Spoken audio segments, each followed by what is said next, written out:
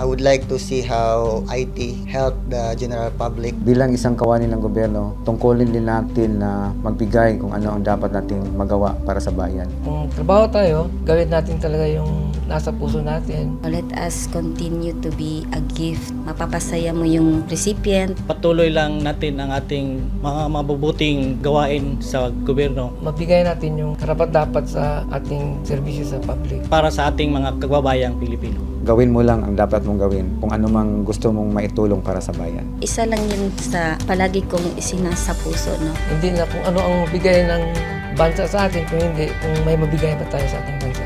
Just continue to adapt to the ever-changing progress in technology. Karangalan ko po kung ano ang magawa namin para makatulong sa kawani o sa iba't ibang departamento. To be always a gift to my co-workers, to my family, to the other departments, and to our clients po. Sana po ganun din po ang mga puso ng lahat ng civil servants po.